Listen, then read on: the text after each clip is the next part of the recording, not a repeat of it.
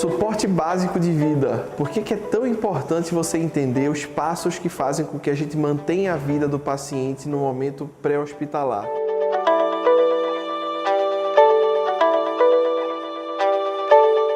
Porque é exatamente esse passo a passo que, se for bem identificado e bem treinado, você vai conseguir atuar inicialmente em qualquer situação de urgência e emergência. É muito simples para a gente decorar esse suporte básico de vida, né? Todas essas situações onde eu vou manter a vida da vítima antes da chegada do suporte avançado.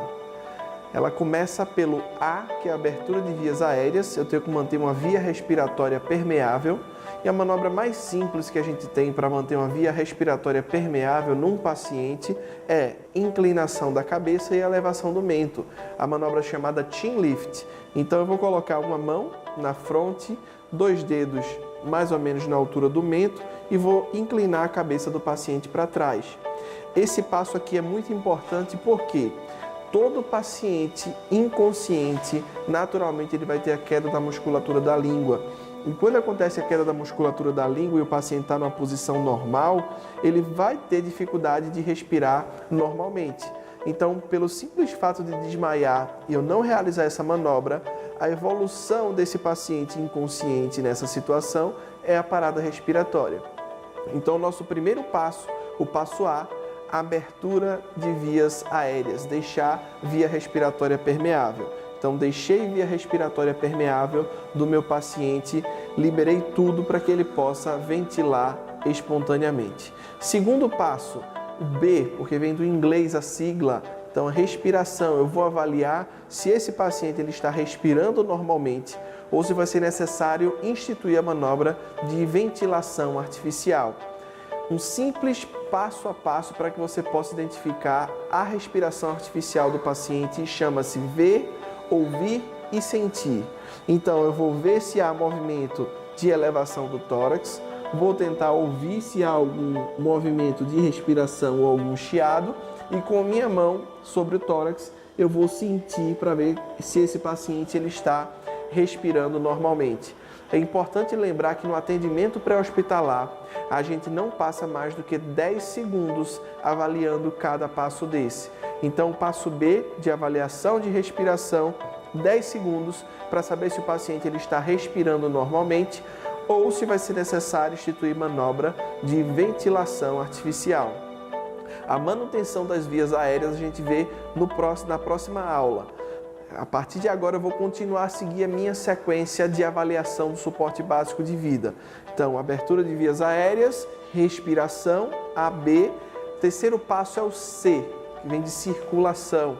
Eu vou verificar se esse meu paciente ele tem batimentos cardíacos, se esses batimentos cardíacos são palpáveis. Se eu tiver um oxímetro de dedo, como eu já mostrei a vocês, um equipamento que é essencial para o ambiente de consultório, a gente já pula esse passo da verificação dos batimentos cardíacos através do pulso carotídeo, tá?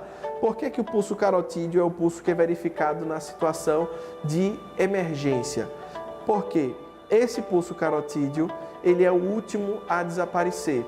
Eu posso não ter mais o pulso radial, então posso tentar chegar ao pulso radial do meu paciente e não ter mais nada, porque em toda situação de emergência, o nosso organismo ele promove vasoconstrição periférica, natural para que o sangue circule para órgãos-alvo principais. É por isso que a gente fica pálido numa situação de emergência também. Eu tenho mais sangue circulando em órgãos principais e a vasoconstrição periférica ela acontece. Então eu posso não sentir mais esse pulso radial e o paciente ter batimentos cardíacos ainda perceptíveis pelo pulso carotídeo. Como é que eu vou verificar o pulso carotídeo?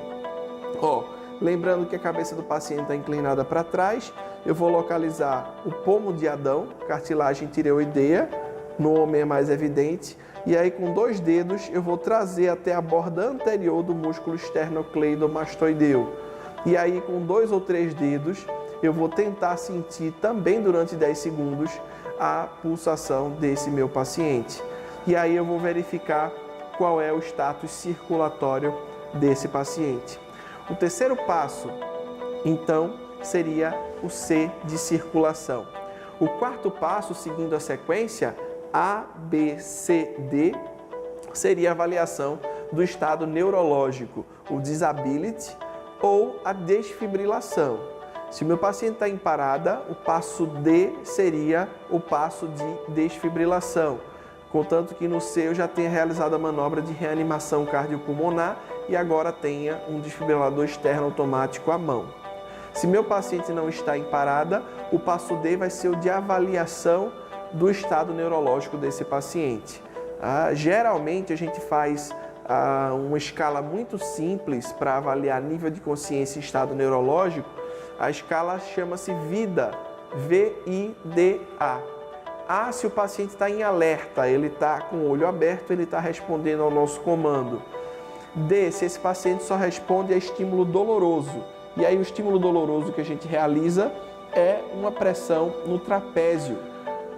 E aí esse paciente está então inconsciente até o momento que eu realizo o estímulo doloroso e ele retoma a consciência. A gente tem o paciente respondendo a estímulo verbal, então ele está de olho fechado e ele responde apenas ao que eu falo, ao que eu chamo, ou se o paciente está inconsciente. Então, na escala vida, o I de inconsciência vai dizer para mim que esse paciente ele realmente não tem responsividade, ele tem queda de musculatura da língua e, consequentemente, esse paciente pode entrar numa parada respiratória ou numa parada cardiorrespiratória, tá? E nesse passo de avaliação da consciência, com o estímulo luminoso, eu posso verificar também a dilatação da pupila desse meu paciente. Colocando o estímulo luminoso, é normal, é natural que essa pupila ela contraia. Se ela não contrai, se ela permanece dilatada ou eu tenho pupilas de tamanhos diferentes, isso é um indicativo de que esse paciente provavelmente está tendo alguma sequela neurológica. Então, muito fácil para que você possa identificar o suporte básico de vida, A, B, C, D. Tendo isso em mente, você consegue realizar o primeiro socorro para qualquer situação de urgência e emergência em ambiente de consultório ou quando você estiver no ambiente fora de consultório odontológico. Tá certo? Na próxima aula a gente vai ver então como é que a gente mantém via respiratória permeável e institui manobra de ventilação artificial. Até lá!